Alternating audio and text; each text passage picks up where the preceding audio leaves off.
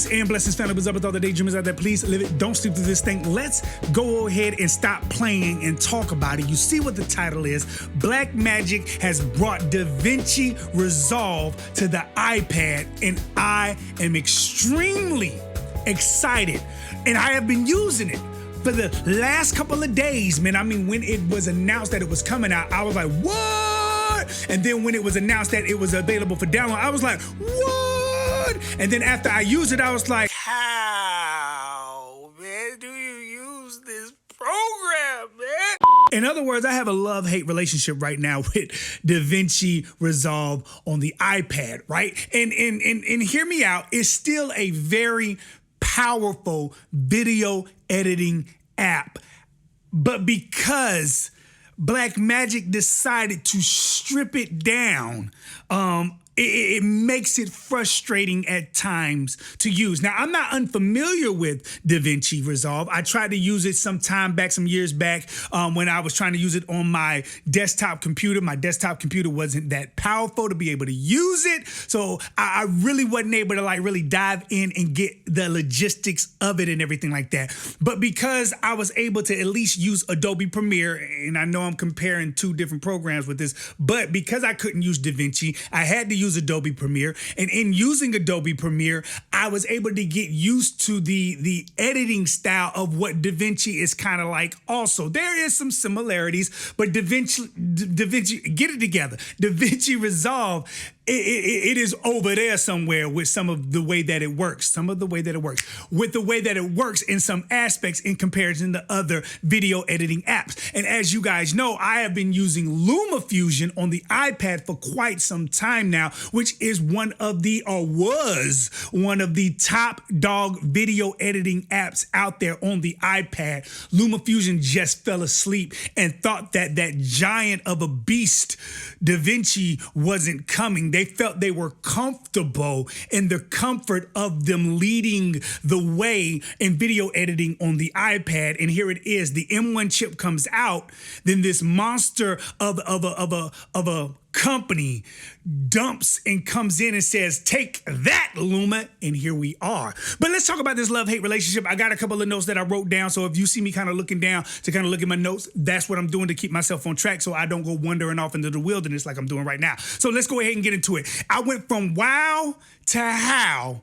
So why? Now, let me go ahead and start off with the things that I love about this. Now, the number one is the ability of organizing within the project, right? Within the project itself, you can make what is called bins. I'm familiar with this when it comes to Adobe. You can kind of do the same thing, right? But in LumaFusion, you couldn't really make bins inside the project as you worked. You had to leave out of LumaFusion, make the bins or the folders that you wanted to make, and then go into LumaFusion and use it from there, right? But inside the actual DaVinci Resolve app itself, no matter where you got your files at, you're able to move them and shift them to different bins while inside the project itself, which is extremely useful. So you can have a bin, or it's just folders. They call them bins, but they're folders. But you can have a bin for your footage, a bin for your audio, a bin for like your music, a bin for your effects, a bin for whatever you want, however you want to organize it and everything like that.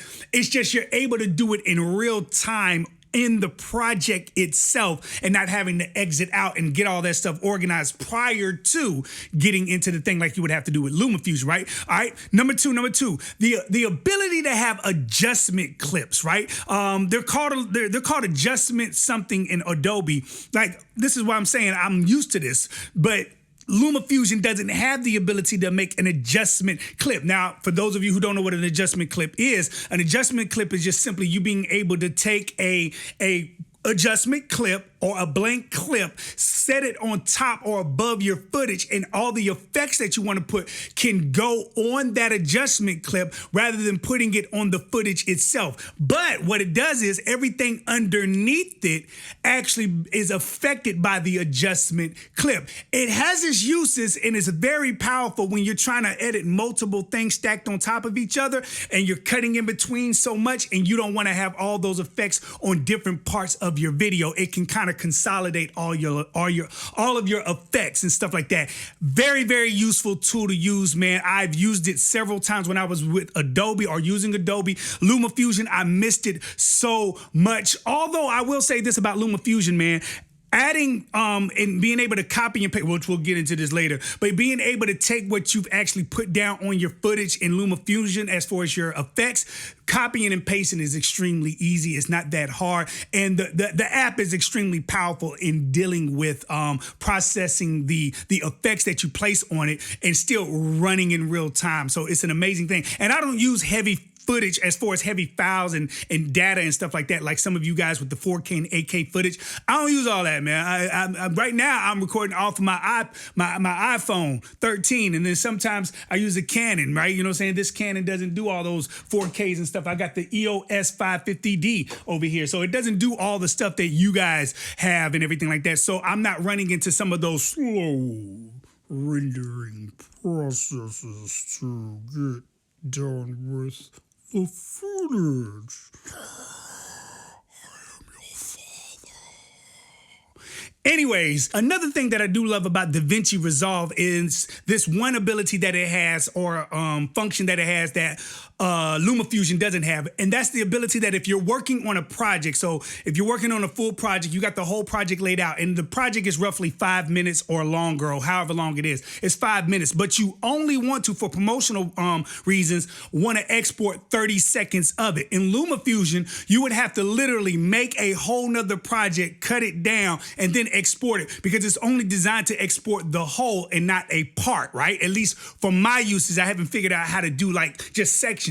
In DaVinci, I don't have to make even another timeline. All I got to do is just put my, what is it called? Loop points on it. And I can just actually have a section within that whole timeline that I only want to actually export. So I can have a 5-minute video, a 5-minute project. And instead of exporting the whole 5 minutes, just for promo reasons, I'm only wanting 15 seconds. I can have that 15 seconds without having to make a whole nother project. Now, that leads me to another thing that I do like. Let's say, for instance, you did want to do a little tweaking. Instead of having to make a whole nother project, you just make another timeline within the project. That's another thing that I absolutely love about it. So you got organization, man. It comes with so many different plethora of options and abilities and capabilities that LumaFusion doesn't give. And this is just the tip of the iceberg. I haven't even really dived deep into this thing yet, shout it. But as I go deeper into DaVinci,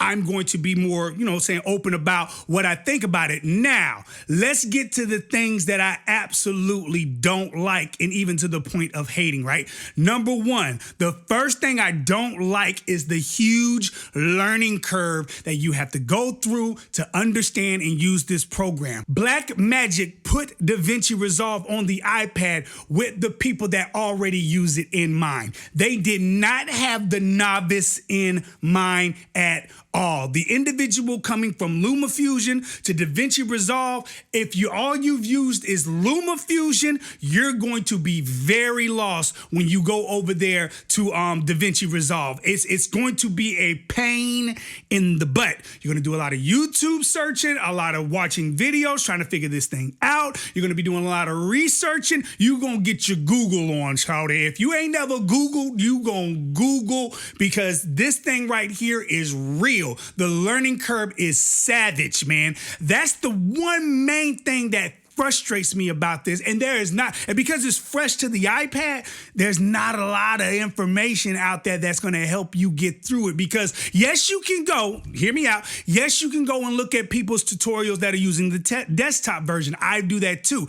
But there is something about the iPad that has a quirk to it that makes it a little bit more frustrating when trying to implement the things that they're talking about. You're going to need a keyboard if you're going to want to do shortcuts. You're going to need a keyboard and a mouse in order to actually work with it. And that's number two, to be honest with you, is while it's touch screen capable, I don't think it's fully optimized to really take full advantage of the touchscreen capabilities that you should be able to work with, man. Where in LumaFusion, it's very fluid. It's optimized the way you can just touch and move, and it feels good to use it. But with DaVinci, yes, you can do the hand movements and all that other stuff on it, but because it's with the cut page and not the edit page, zooming in and zooming out with the tip of your finger to be able to get right there where you want to be on that timeline and make that slice or set that thing right where you want it to be so it's lined up with the audio and the footage,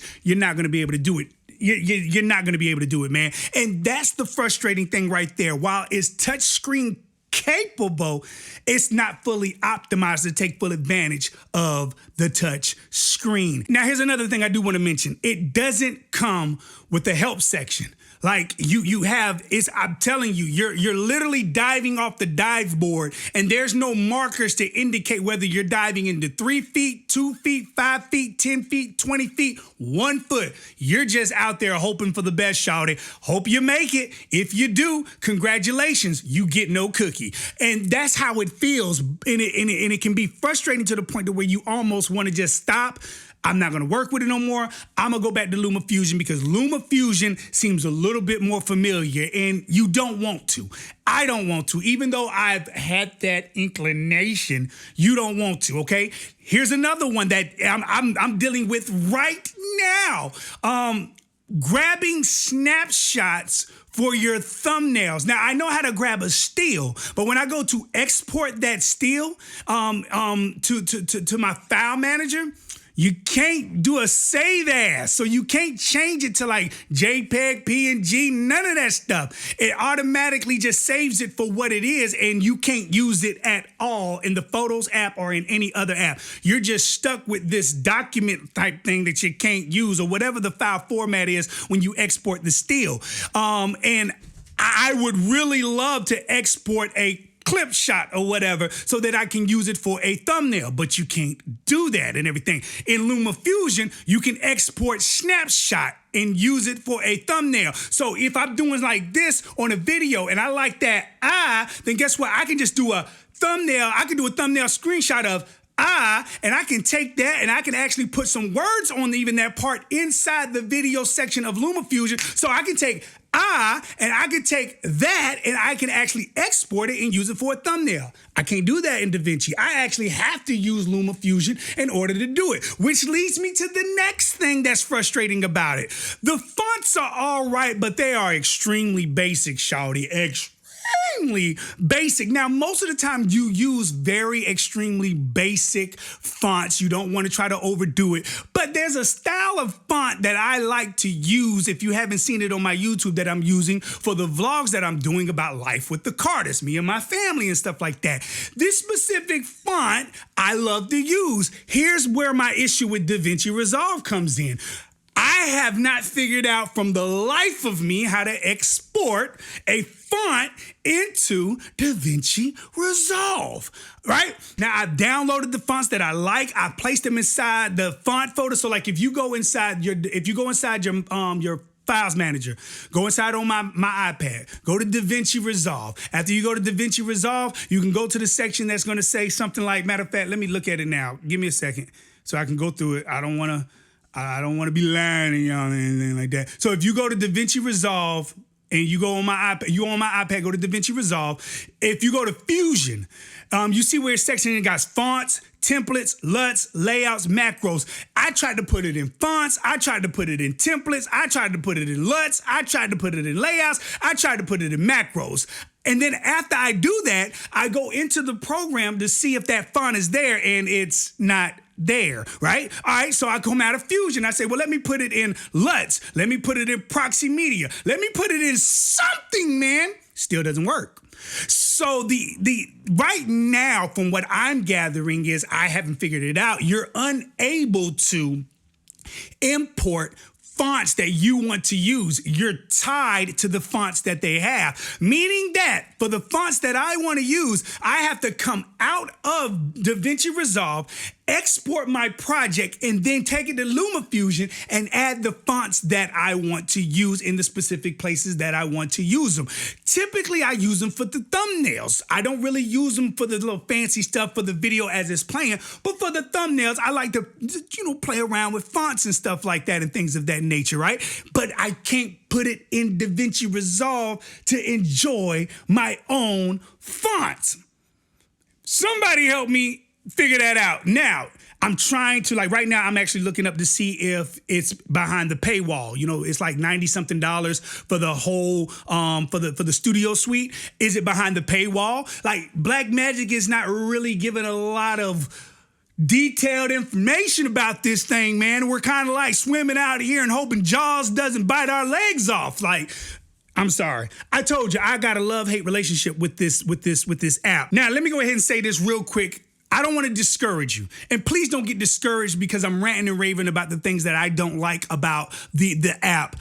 It is still an extremely powerful app. The color grading detail inside DaVinci Resolve, it can be intimidating, but it is amazing. And I am looking forward to really learning how to use it over time and become better at color grading at the level of videos that I do, of course. But the detail of what you're able to do color grading and correction wise and all these other things on DaVinci Resolve makes LumaFusion seem like child's play. It really honestly does. LumaFusion still got its thing though, but it makes it feel like child's play. I'm rambling. Let me close this thing out. Get the program. Download the program. There's much more that I could actually say about this program, this app rather. Oh, here's another thing. I'm all over the place. Just please forgive me, guys. Please make it to where it can be full screen capable when you take it to the full screen external monitor, right? It needs to be. Get to the point to where it takes full advantage of the real estate on a bigger screen. So right now, when I bring it over into my external monitor for the full screen aspect of it on a larger monitor, I can't use it in that full screen mode. It's in that little box and everything like that. It's almost like it's still in the 4.3 section or 4.6 or whatever you would call it, right? Just without the black bars and everything. So I hope that Blackmagic makes it to where DaVinci can be the full screen on the external. Now, it's full screen when you use it on your regular iPad screen. I'm talking about when you bring it over into your full screen monitor capabilities. It's not taking advantage of all the real estate that it can take advantage of, number one. Number two, you also can't do dual monitor truly, meaning that you can have this.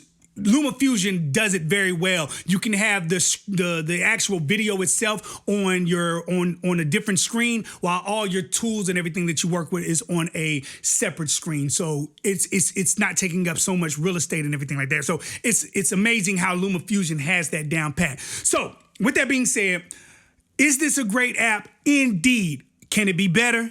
Indeed. It's not out of the developmental stages yet. And the fact that the rumor on the thing is, or at least the reality is, Blackmagic doesn't want to give us the edit page, the edit section, is kind of a bummer, man. Now, I do understand why they made it that way, because you got to think about it. We're paying $99 or $90-something for the full-blown app on iPad, where it is $200+ for the full-blown app on the desktop. Think about it mathematically. $90-something on the iPad full-blown, or $200-something on the desktop full-blown. You do the math. And you got to buy both. You can't buy one and then it translate the license over to the other. So it's not like that. This particular version on iPad is built with transferring and finishing the project up at home in mind. You start it or you tweak it or you play with it on your iPad and you go deep dive into it on your desktop. It's designed with transferring in mind. You start it on the iPad, you finish on your desktop. It's not designed with started on the iPad, completed on the iPad, and you're good. But I will say this, I hope that they get somewhere close to that, because I'll do another video about this, but when people say that let me put it like this. They're still approaching the iPad like it can't replace the desktop, like it can't replace your laptop. So because that's something that you hear so many YouTube tech reviewers and other people out there saying, will it ever replace the iPad? It won't. I mean, will it ever replace the desktop? It won't replace the desktop. It's not there yet. It's always is not there yet. So developers are making this, in my opinion, I think developers are making their programs on the iPad with the idea that it won't replace, or it shouldn't replace, or it can't replace the desktop or laptop when it actually can. That's for another subject later on, guys. That's my thoughts about like a rambling montage of a whole bunch of jumbled up thoughts about DaVinci Resolve on the iPad, man. I absolutely love it, and I absolutely hate it for my own reasons. Let me know what you think about it. What do you love about it? What do you hate about it? What are you hopeful for because of it? It opens up a plethora of options and capabilities that, guess what? We've been waiting on. Let's get to it. Let's get to it. This your boy Sleep. Much love and respect. Y'all be safe out there. Peace.